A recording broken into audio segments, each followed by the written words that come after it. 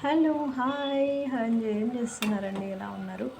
నేనైతే అనుకుంటాను, కూరలు నిజంగా టేస్టీగా తినడం కూడా ఒక అదృష్టమే అని అనుకుంటాను. ఎందుకంటే ఆహ్, జాబ్ చేసే వాళ్ళకి టైం అంత సరిపోదు. కాబట్టి ఫాస్ట్‌గా చేసేస్తారు. కొంతమంది హౌస్ వైఫ్స్ ఇప్పుడు నేను ప్రెజెంట్ ఉన్న సిట్యుయేషన్‌లో మార్నింగ్ ఒక కర్రీ చేస్తాను. మెల్లగా ఇంకో కర్రీ చేస్తాను.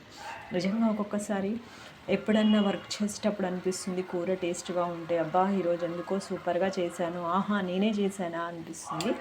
ఇదైతే గోరు చిక్కుడుకాయ కర్రీ.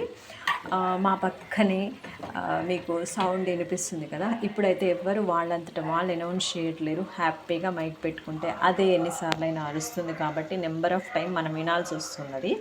గోరుచిక్కుడుకాయ కర్రీ వెరీ సింపుల్‌గా చేశాను. పచ్చి కొబ్బరి వేసి, పచ్చిమిర్చి కారం వేసి.